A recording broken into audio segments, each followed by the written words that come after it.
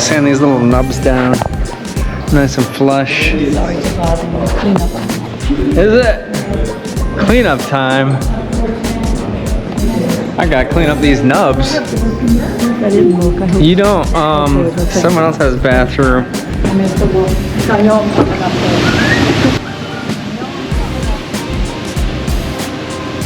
I'm gonna do this real quick, and then we're gonna clean up.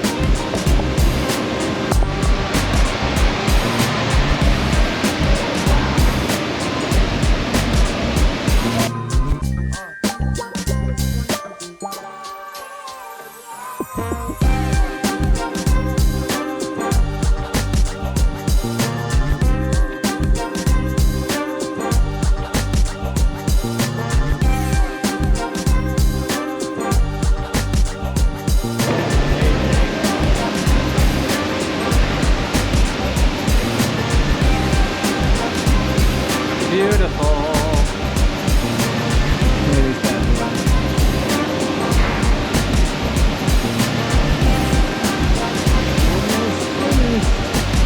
Let's go clean.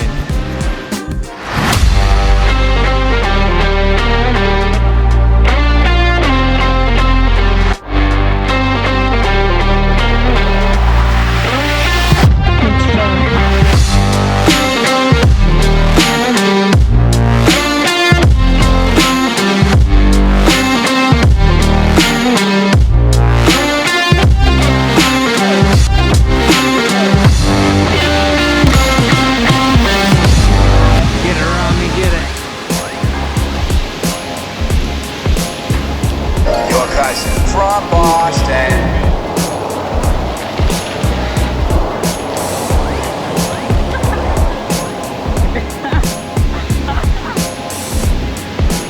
Who are we marching to? Pile of dirt. Tommy, I need that. You got a pile.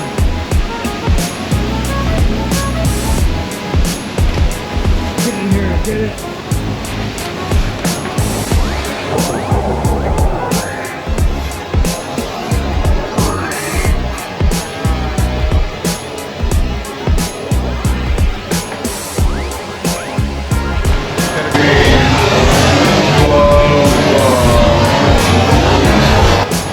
Slow-mo. This has been a romulation.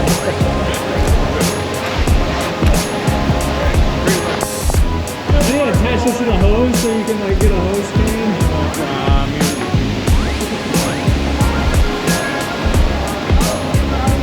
I'm talking my lawn first.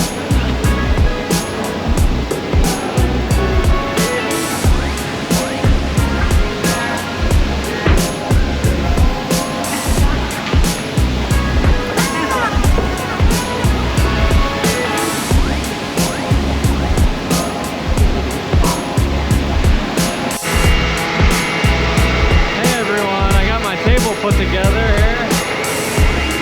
This is my shaker table. I gotta let the legs dry on this a little more, so I'm gonna let them dry on my head out. So this is what I got going on in my cubby here at school. I gotta finish my box here. That's what I'm gonna be working on mostly Thursday. Hey guys, another fun-filled week here at Sam Beauford. How about the weather? I don't know about you guys, but I'm ready for spring. Look at, here's Joanne pulling in. It's 10 o'clock, class is starting. Jeff's still not here. Where you at, Jeff? Not here. Joanne, where's Jeff? Probably really late. That was anticlimactic. Here comes Jeff. He gave us that big lecture about being on time. Everyone stand up and do that. He did? He said, "Kid, I'm serious. Go like this when he walks in. Everybody. Stand up. Don't say anything. Don't get yourself in trouble. How far did he come? I know. We're just talking about Jeff bringing Zachary. Yeah, I was gonna say, actually. he was gaining, he was giving some other people some. He's late. the other day. When he walks in, what would you do?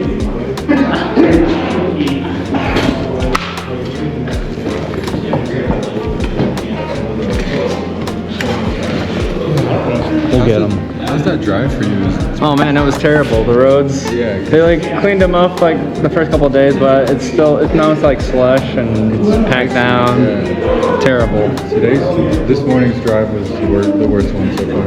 Yeah. I think a lot of back roads too. Yeah. So You drive, you have like a 10-minute drive. yeah.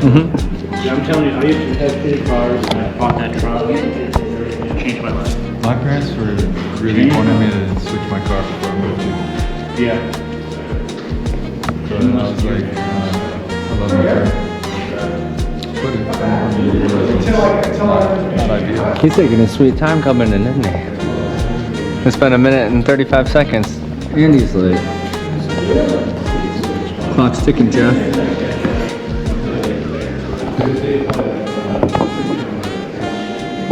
He's just gonna not come in now. He's like, yeah. That'd be fun to do. Yeah. Is that a Joanne said it was. She's over there eating. She brought in breakfast for everyone. I should go check it out.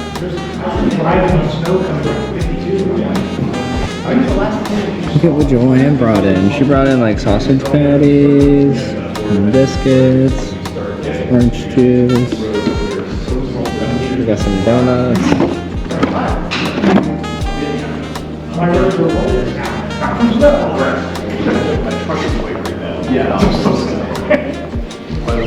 Who's that, Ethan? Everyone's coming in late. Jeff wasn't last. We can still give him shit though when he comes in, right? We're gonna go this Yeah. when he comes in. We don't know. Oh, we're definitely doing this. Did you see Jeff out there? Yes. He's taking his sweet time. Remember how he gave it one hard late? He lectured the kids when he walked in the room. Oh, I have a picture for you. Yeah, because you just want to get the salt off. Yara, we're matching. The goal was to have Florida's hair across the finish. To check the car for the 7 night rest. Make sure you get one that doesn't undercarriage wash. Yeah, that one my apartment was. There's one near my house. That's heated mine. Dude, you're insane. This is gonna be nuts. We'll find out. That was Zach's nice idea. The mono part. Biscuits, gravy, no, biscuits and sausage and So what are donuts. you figuring out what to do? What are you gonna do I to know. And then Josh is making something for lunch. the carver? Oh, so you're doing it by hand? I know. We need the energy, it's cold. Pneumatic and then Dremel, Yeah. and then I'll just finish it. If you turn it fast enough, No, you can use the power car and go whoosh, Yeah. one pass. I forgot to look. It's like, oh no, I forgot. I'd like to see that. So would I. Let me film that if you attempt that. Jigs for the land. You could do it with a spoke shave, It was. Oh, yeah. Like Luke's? Yeah, I saw that put yesterday. flats in it, At 8:30. and then have your lines be the It was like the snow just coming down like crazy. Try to get it. Yeah, it was so awful. That's all right. I think it's supposed to snow today too.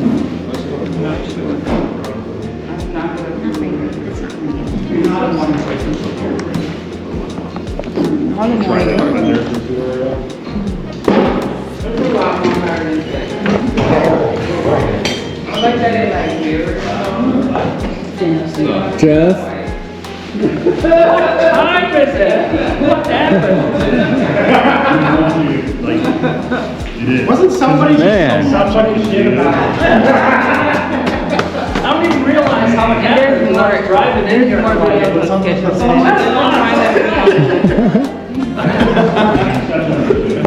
Okay, let's get started. So we got donuts from Mondo, thank you. We got, and juice, not fresh squeezed, we don't forgive you. And we got biscuits and sausage from Joanne, so thank you for that. 'Cause we're gonna be up here. Thank for you, like Moanne. Probably. Moanne and John Doe. Moanne and John Doe. I think Josh is doing. Wait, what? All right. Carb day. I'm leaving at 1 o'clock today, so that's me. What? So, I know. Did you already stay? The Yara staying. There's a phone. Good. She runs. And yeah, so we're gonna talk more about that case. I'm not doing SketchUp there. Tell you guys. Thank you, Moana and John Doe. Mondo and Joanne. Okay. I want to make sure that my rabbet is anywhere from 1/16 to an 1/8 more than my, that my miter is a 1/16 to an 1/8 more than my rabbet. Yeah. So I'm gonna come in a 1/2 inch just to make sure. In case I accidentally mismeasure something, I have a little room to clean it up if my joints don't line up. And then from that 1/2 inch mark, from the 1/2 inch mark, then I'm marking off how much I need to go for my dovetails. Now, the way we do this is it goes straight down. So I have to make sure that my 1/4 inch chisel will fit on that 1 to 6 angle or the 1 to 8, whatever you're doing. So one way you can do it is just hold it up here and just mark, you know, and that'll give you enough room down to the bottom because it does flare out. Or you just know that's 1/4 inch, you know, right? I'm gonna put 5/16 on. And then I know I'm gonna have enough room at the bottom. So I'm gonna do 5/16 in from my miter and 5/16 in from my edge.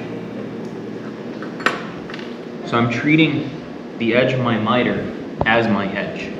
So when I step it off, if I'm doing this by hand, I'm landing on this one first. I'm going 1, 2, 3, not quite.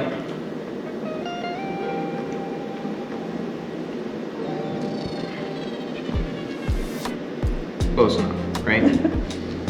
Directly right on top of it. Honestly, I'd probably go with it anyways. So I have, you know, I'm going to my edge both ways, so I'm treating this like my edge. If I'm doing this on the table saw, you're still going right in between the lines. It doesn't matter. So then I'm just marking this out. I don't mark out where the miter is going to be yet. This at an angle to make it look more like like when you cut the pins to make it look more like a pin. But if you're doing that, then the bottom of that miter has to be your width. So I would make the bottom, I'd make the bottom right here, the 3/8 or the 1/2 inch, and then it would splay out this way to make it look more like a pin. For this, I'm just going square. Sometimes it can just be easier to keep it square, or it also depends on the look you're going for. It's all a design choice. But so that's what it's going to look like when it's laid out. You can just pass that around if you want. Magically, I have these. On TV. So this is what it's going to look like when it's cut out. You cut it out square, you tear everything off. Now, when I'm transferring my lines, I transfer right off the edge of that miter. I have my knife line right here. I'll put that pencil. But I don't scribe that line. Like I don't take my square and carry that line straight down. I cut out all my pins first.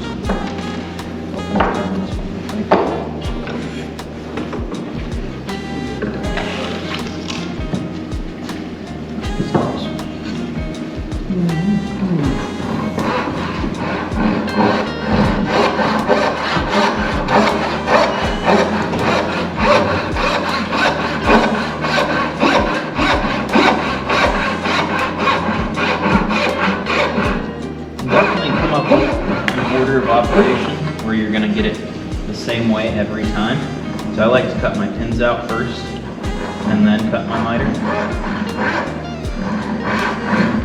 People might like to cut the miter out first.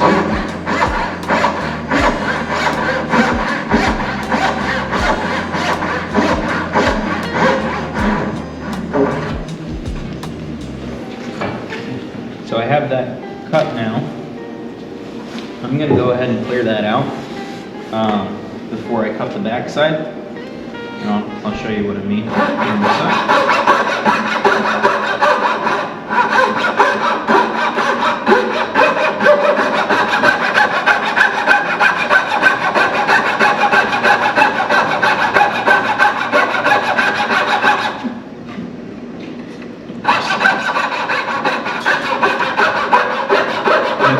I'm getting as close as I can to my line.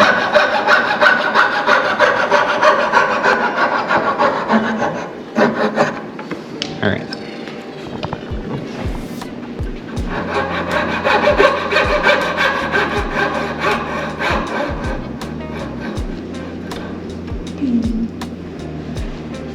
So now I've got my pins all roughed out. Now I turn the piece around and I mark where that miter goes from the back. So I can't mark it from the front and then cut it straight down, because then you'd have a line in your miter. So if you take a look at this, these are the pins. If I were to cut straight down, you'd have a line right here, and then your pin would actually be separated from your miter. You don't want that. You want it to be one continuous piece. So now, get that look. Take my pencil and a square and put it right in my knife line. Just carry that down. When I'm cutting this, it's like cutting a half line. You're cutting at an angle, you're trying to hit right before here and right down at your line. You don't want to go past on the front because it'll show. And you'll have saw lines. So, and make sure you're cutting on this side of the pin. You don't want to cut on this side because then you'll have a big saw gap there.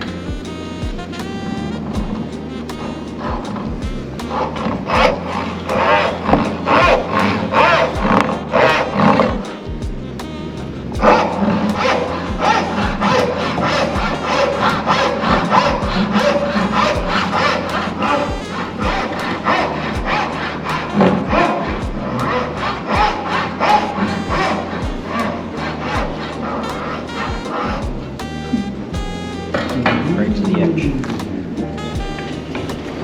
Now I'll just clean out that pin. In the front there. Nice.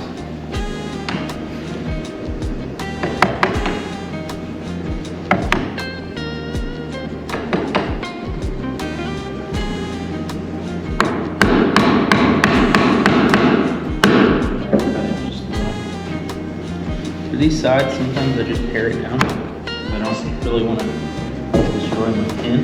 Make them take it anyway.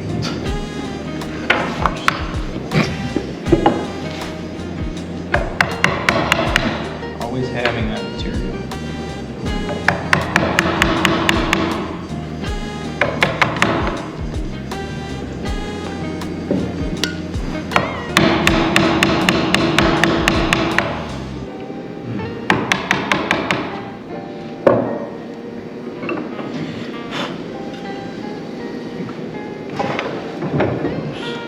Just clean up a few things here. I'm gonna pass this around to you.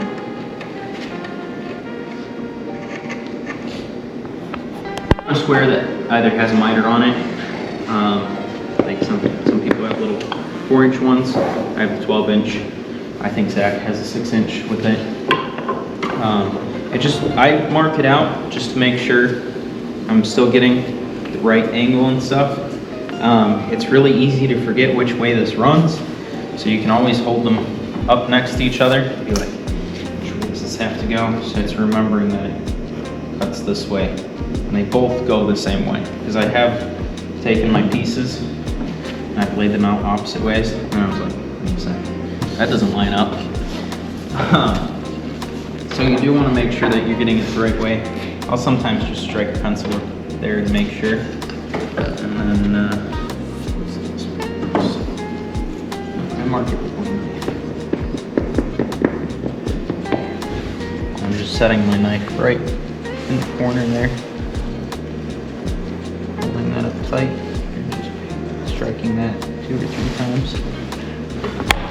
Should run. I got that one a little off, but it's mostly just a reference for me. Now it's time to cut. So I use my Dovetail saw. You can use a crosscut saw, but since it's so small, I just use the Dovetail saw. I'm not getting right up to my line. I don't want to take that entire line. I want to leave a little bit, just under 1/16, somewhere around there. And then I'll pare that off exactly later. You also want to be really careful on the back, like on the bottom. You're going to make sure that you're going square so you don't cut into your miter. And you want to make sure that you don't run into the pin when you go through with the cut. So you want to be really light-handed at the end.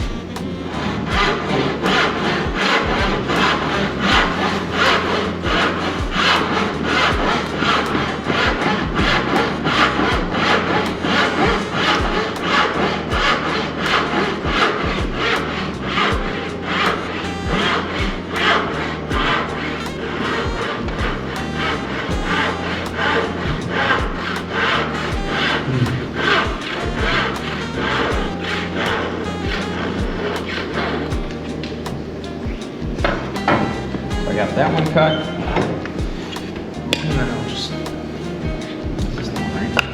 just double check, and I'll put a pencil line there just to remember which way I need to go.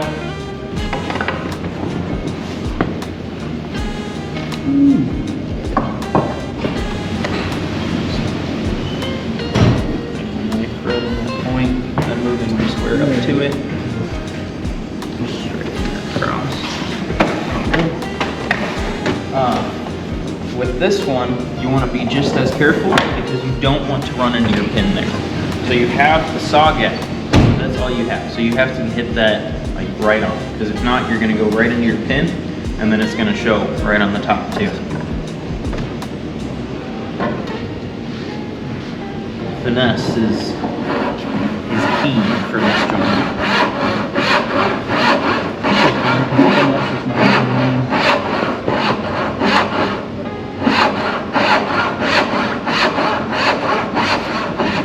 You also want to make sure that you're not taking your knife line here, because it will also show that.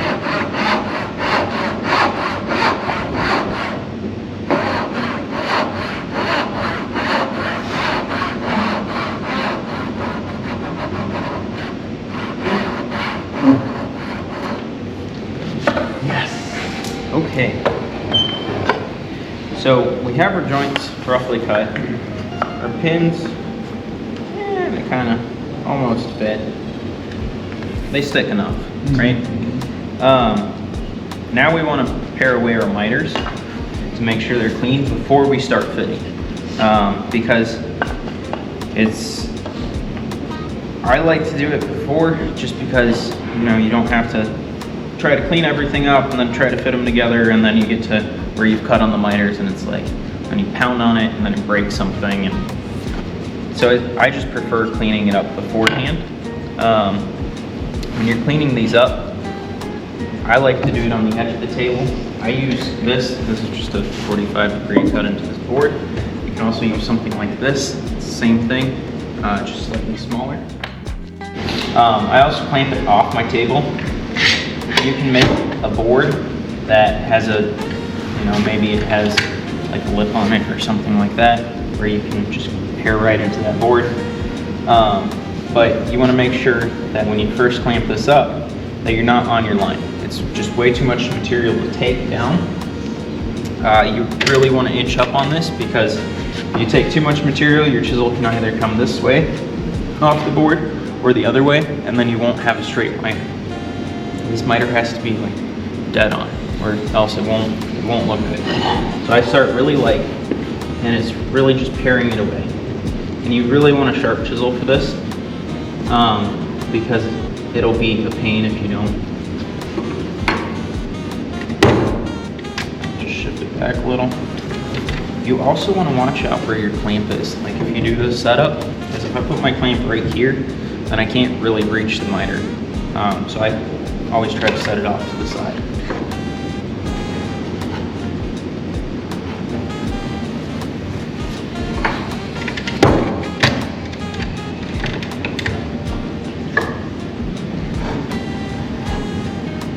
And you want to do the slicing motion. So I'm kind of starting at one edge, and I'm slicing it across so it goes to the other edge. And that'll ensure a clean cut. It won't really chip out at the end. I've never had it chip out when I do that at the end, which is one way that I can hang it off the table. But yeah, you need a sharp chisel again.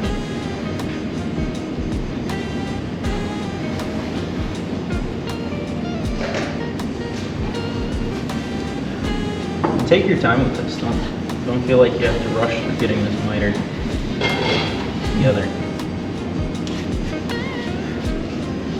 Are you worried about tear out at the back, or are you Not controlling really. that any particular way? You're just going real Just slow. by going Take tiny. super light cuts.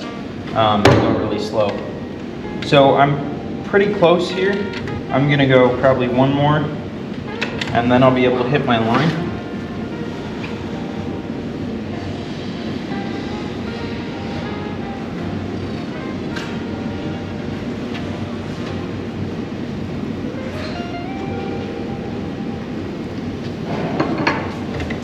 So when I want to get to my line, I have to make sure that I'm square all the way across. So I gauge it by putting my chisel in this knife line, and then I'll double check it by putting it in this knife line. They're slightly off, so just shift that around and see if I'm there now. And then make sure I tighten down.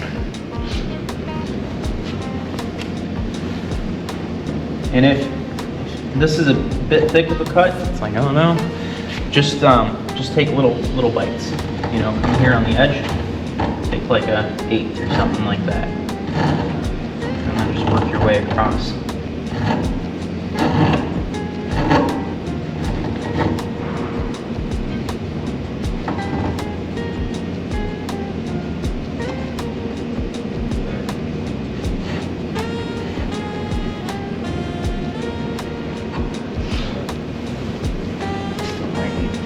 Just there.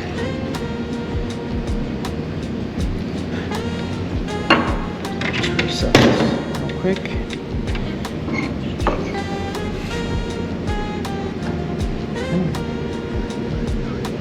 And you can set it just by holding your chisel in the knife line and then just moving the block up to it.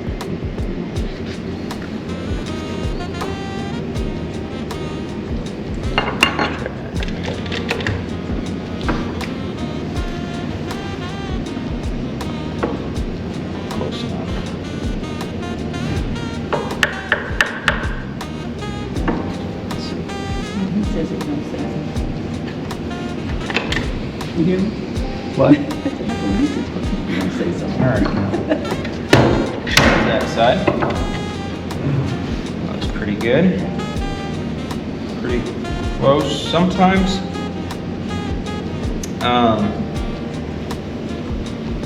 you can always take it back a little more if you need to. So try to get right up to your line. That might have to be taken back a little more, but it all kind of depends. Now with this one, I set it up opposite because I can't set it up like this, so I set it up over here. Set up. Yeah, it's too much.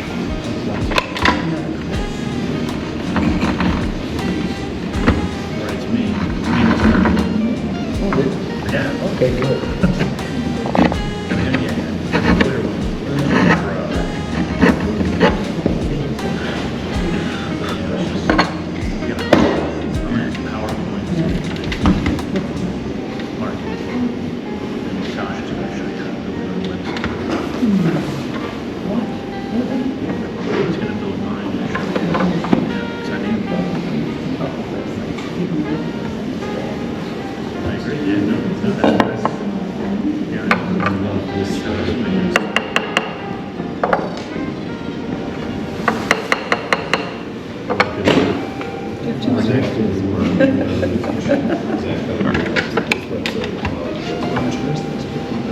Oh, you're gonna do the website? Yeah, create a website for Zach Wells.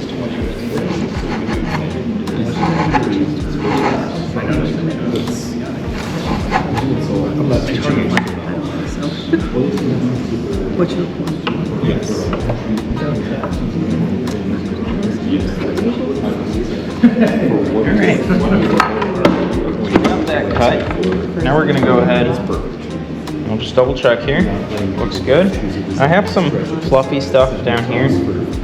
So you can just kind of take your chisel. Make sure you're not getting up on the edge. Just kind of take that out. Test the fit. Has to be nice. Close. I might. Oh, I got it carefully. Failure?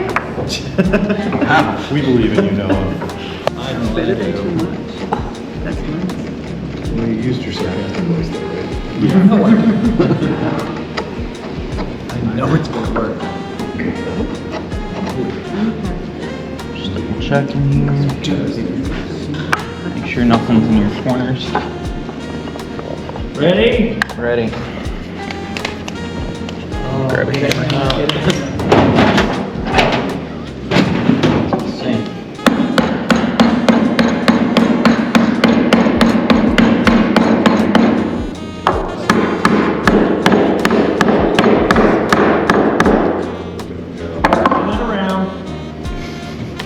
Bad.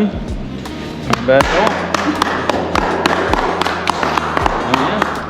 That's about the basics of it. Voila. Oh, yeah, right. I know you're using yours. One thing I will mention. When you're scribing your lines here, try to get them as close as possible, like to the thickness of the board. You really don't want to go over. You can do proud joinery with this joint. You just have to be really aware about your miter and that you're putting it at the right place. Because it's really easy to mark it out wrong, so make sure you're scribing when you're setting your miter, that you're going from your knife line and not like the tip, because that will then guarantee that your miter starts, you're starting the miter at the knife line. That gives you clean miter through, and then your pin would be proud, and then your dovetail, and so on. So just make sure you're marking it out at the right place. That's better than yesterday's. It is. It is. And I don't know, did you say, so let's say, the reason we're taking the time to show you this is this semester we're going to try and show random techniques on Thursday for y'all. And, we all know how to do a dovetail. We can be reminded to be like, what's this third thing I do? But we can all get ourselves there. So this is a great little extra piece of a challenge. And it's really elegant.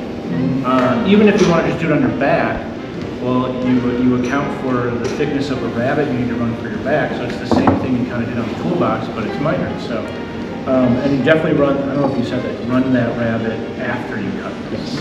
Right. So you can, if you run the rabbet before and you try and cut a little miter there, you have a little, you're going to snap an eighth of it. Yeah, like I got this example right here. That's why I was asking about tariff. When I did this, I did it on a rabbit. Yeah. And So with the rabbet, it is hard because you've already cut this piece off. You can scribe your knife line down, but then that knife line, you're not cutting that at that knife line anymore. If you cut that miter at that knife line, you'll be way off by like a quarter inch even. So you want to make sure that you cut it beforehand at your knife line where you have a nice place to pare down, and then you run your rabbets or your groups or whatever. So yeah, like that one I ran after. And you don't need a lot of space here. I think I got like a 16th plus, So if you're running, I think this is 3/8. I think I went 7/16. So you don't need to put like an extra quarter inch. But yeah. All right, good stuff. Back to work. All right, what do I still need to?